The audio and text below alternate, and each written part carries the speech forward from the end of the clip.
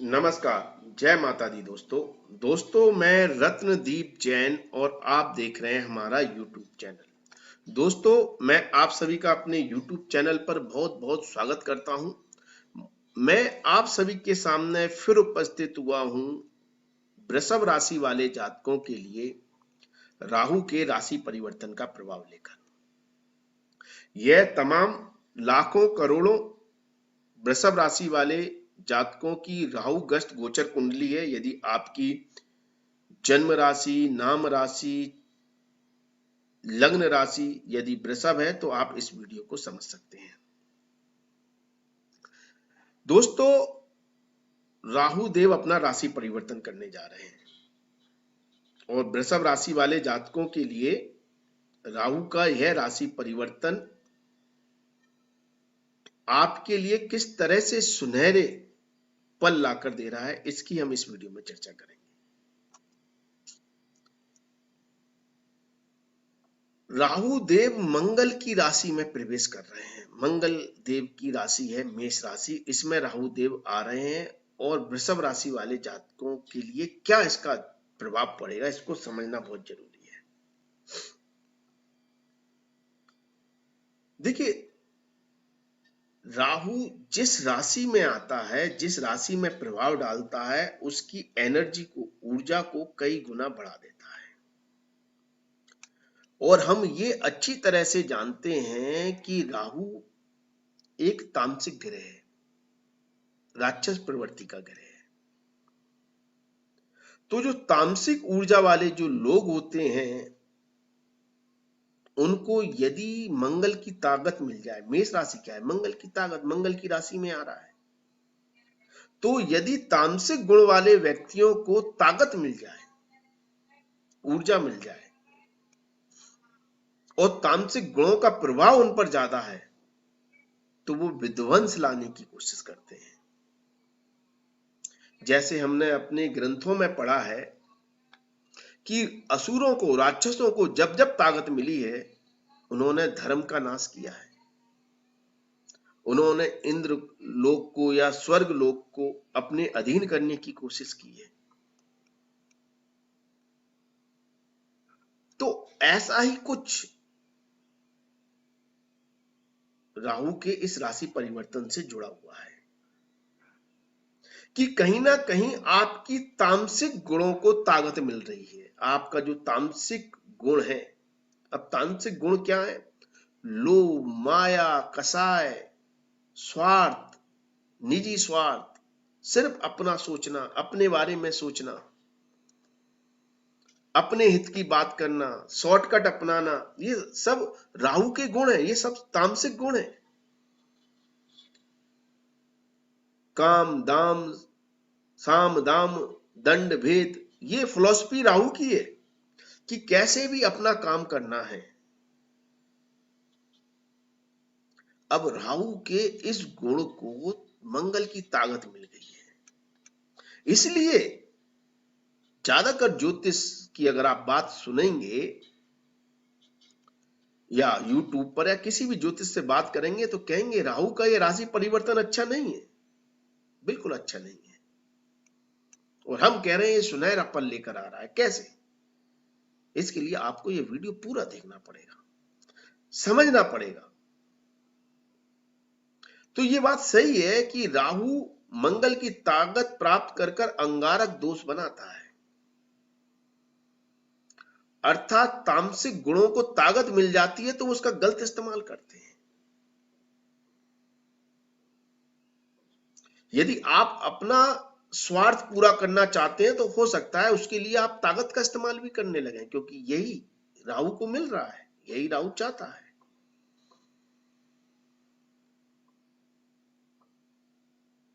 सिर्फ अपना काम बनता, बाकी जनता जाए भाड़ में, कोई मतलब नहीं है। लेकिन आज के परिप्रेक्ष्य में ज्यादातर व्यक्ति ऐसे ही हैं, तामसिक गुण वाले, जो व्यापारी हैं, जो पॉलिटिशियन हैं, तो उन शक्तियों को ये राहु बढ़ा रहा है। अब आप अगर एक कल्पना करें, सोचें कि रावण के पास क्या नहीं था, सब कुछ था, लेकिन साथ में उसके पास तामसिक गुण थे। रावण जैसा विद्वान कोई नहीं था, रावण जैसा ताकतवर कोई नहीं था, रावण जैसा धनवान कोई नहीं था। तो वो सारे गुण थे रावण के पास जो अभी हम बात कर रहे हैं तामसिक गुणों को ताकत मिलने की। लेकिन उसके पास जो सारे गुण थे और जो ताकत थी, उसका इस्तेमाल उसने तामसिक गुणों को बढ़ाने में किया, धर्म को नष्ट करने में किया। इसलिए उसका विध्वंस हुआ, इसलिए उसका नाश हुआ। यदि वह इस ताकत का इस्तेमाल सात्विक गुणों में कर देता, समाज सेवा और धर्म की स्थापना में कर देता, तो आज उससे बड़ा पूजनीय कोई नहीं होता।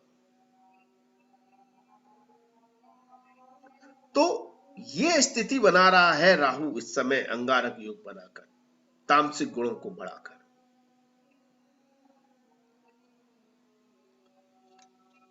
लेकिन वृषभ राशि वाले जातकों के लिए क्यों सुनहरे मौके ला रहा है? क्योंकि ये जो राहु की ताकत बढ़ रही है मंगल के प्रभाव में, ये 12वें भाव में बढ़ रही है। 12वें भाव में मंगल अपनी ताकत खो देता है वृषभ राशि वाले जातकों के लिए। इसलिए वृषभ राशि वाले जातक आलसी होते हैं, थोड़े कंफर्ट वाले होते हैं, कंफर्ट जोन में रहना, आलस में रहना, सुख सुविधाओं में रहना। तो वो स्थिति ज्यादा खराब थी। अभी जो वर्तमान में स्थिति है पिछले 2 साल से या समथिंग, राहु आपके भौतिक सुखों को बढ़ा रहा है, भौतिक सुखों की अभिलाषा को बढ़ा रहा है, भौतिक सुखों के पीछे भागने के लिए ले जा रहा है। और आप भौतिक सुखों को भोगना भी चाहते हैं, उसके लिए आपके आलस को बढ़ा रहा है, आपको कंफर्ट में ले जा रहा है। लेकिन जो आपकी छुपी हुई ताकत है, जो मंगल की ताकत है वृषभ राशि वाले जातकों के लिए, वो कहीं ना कहीं छुपी हुई ताकत है, जिसको एक्टिव नहीं कर पाते वृषभ राशि वाले जातक। इसलिए वृषभ राशि वाले जातकों में एक सॉफ्टपन होता है, एक सॉफ्ट नेचर होता है। इसलिए वो किसी से लड़ना पसंद नहीं करते, आर्गुमेंट करना पसंद नहीं करते। प्रेम सद्भाव से उनका फोकस प्रेम पर ज्यादा होता है। इसलिए काफी वृषभ राशि वाले इंट्रोवर्टेड होते हैं, साई नेचर के होते हैं, क्योंकि जो उनमें शक्ति है उनको दिखाना, उनको अभिव्यक्त करना वो पसंद नहीं करते, क्योंकि उनकी वो ताकत जो है वो कहीं ना कहीं छुपी होती है 12वें भाव में। अब उस ताकत को राहु यहां पर एक्टिव कर रहा है। समझ रहे हैं बात को? बहुत गहरी बात है। तो राहु यहां पर आपको एक्टिव बना रहा है। अगर पॉजिटिव वे में ले तो आप राहु की ताकत का इस्तेमाल अपने कार्यों को सिद्ध करने में कर सकते हैं। राहु जुनून देता है, राहु ऑब्सेशन देता है, ऑब्सेसिव प्लैनेट है। तो यहां पर राहु आपको कुछ कर दिखाने की शक्ति दे रहा है, कुछ कर गुजरने की आपको शक्ति दे रहा है, कि आप अपने आप को साबित कर सके ग्रुप में, लोगों में, ऑर्गेनाइजेशन में, कि आप में क्या है। क्योंकि राहु अटेंशन है, राहु अब अटेंशन चाहता है। जो आपका साई नेचर है, जो आपका इंट्रोवर्टेड नेचर है, जो आपका की जो लीडरशिप क्वालिटी है, जो कहीं ना कहीं छुपी हुई है, दबी हुई है, जो आप अपनी अभिव्यक्ति लोगों में सही नहीं कर पा रहे हैं, राहु आपकी उस अभिव्यक्ति को बढ़ा रहा है, आपकी उस ताकत को बढ़ा रहा है, आपको जोश दे रहा है कि आप में जो ताकत है, आप में जो लीडरशिप क्वालिटी है, आप में जो नेतृत्व करने की क्षमता है, उसको लेकर आप फ्रंट में आए। क्योंकि राहु अटेंशन चाहता है, अब राहु छुप कर नहीं रहना चाहता। और राहु इस ताकत को बहुत ज्यादा बढ़ा देता है उन लोगों के लिए जो अपने जन्म स्थान से दूर रहते हैं, घर से दूर रहते हैं, खास तौर पर आइसोलेटेड प्लेस पर रहते हैं। आइसोलेटेड प्लेस का मतलब ऐसा है, ऐसी जगह जहां आपका कल्चर नहीं है, आपके लोग नहीं है, आपकी ऑर्गेनाइजेशन नहीं है, आपका समूह नहीं है, जहां आप अकेलापन महसूस करते हैं, जहां आप अपने आप को अकेला थकेला समझते हैं, यदि आप विदेश में रहते हैं, यदि आप नॉर्थ के हैं और साउथ में रहते हैं, जहां आपका कल्चर अलग है, लोग अलग है, तो ऐसी जगह में राहु आपकी ताकत को बढ़ा देता है, आपकी लीडरशिप क्वालिटी को बढ़ा देता है, आपके नेतृत्व करने की क्षमताओं को बढ़ा देता है। अननोन जगह पर, ऐसी जगह पर ले जाकर आपको वो बड़ा औहदा, वो स्टेटस, वो वैल्यू आपको दे देगा कि आप विदेशी जमीन पर, दूर अनजान जगहों पर अपनी पताका लहरा सके, अपने आप को साबित कर सके, अपने आप को प्रूव कर सके। तो ये बहुत ही शानदार स्थिति बन जाती है उन सभी व्यक्तियों के लिए जो जॉब करते हैं, नौकरी करते हैं, हायर पोजीशन पर है, लीडर है, मैनेजर है, जिनको नेतृत्व करना है अपनी कंपनी का, ऑर्गेनाइजेशन का, और सोने पर सुहागा हो जाता है यदि आप एमएनसी कंपनियों में काम कर रहे हैं, विदेशी कंपनियों में काम कर रहे हैं, दूर देश या दूसरे शहर की कंपनियों में काम कर रहे हैं। तो यहां पर राहु आपकी लीडरशिप क्वालिटी को बढ़ाकर आपके वो सुनहरे पल आपको दे सकता है जिसका आपको 18 साल से इंतजार है, कि लोग आपकी वैल्यू नहीं कर रहे हैं, आपकी लीडरशिप क्वालिटी को मान नहीं रहे हैं, आप अपने आप को प्रूफ नहीं कर पा रहे हैं। आप अगर आपको स्ट्रगल कर रहे हैं तो अब राहु प्रूफ करवा देगा। अब इसके लिए हो सकता है राहु थोड़ा काम दाम, साम दाम, दंड भेद सब अपनाए, राहु थोड़ा शॉर्टकट भी अपनाए, आप अपने नेचर से विरुद्ध होकर, नेचर से थोड़ा हटकर हो सकता है थोड़े से अग्रेसिव हो जाए, आपको थोड़ा सा टफ होना पड़े लीडरशिप क्वालिटी, चीजों को नेतृत्व करने के लिए, चीजों को चलाने के लिए, काम को पूरा करने के लिए, लेकिन आपको सफलता देता है, आपको अटेंशन देगा, लोग आपको देखें, आपकी क्वालिटी को माने, आपको समझे कि आप में क्या ताकत है। तो ये राहु आपको दे रहा है। 12वें भाव का राहु आपको योगा, मेडिटेशन, स्वाध्याय, ध्यान, जो भी अलौकिक ताकत से कनेक्ट होने वाली शक्तियां हैं ना, उनसे जोड़ने की अद्भुत शक्ति देता है। जितने भी योगा गुरु हैं, टीचर हैं, जो लोग भी योगा करते हैं, ध्यान करते हैं, स्वाध्याय करते हैं, मेडिटेशन करते हैं, उनके लिए तो अद्भुत ताकत बन के आ रहा है राहु।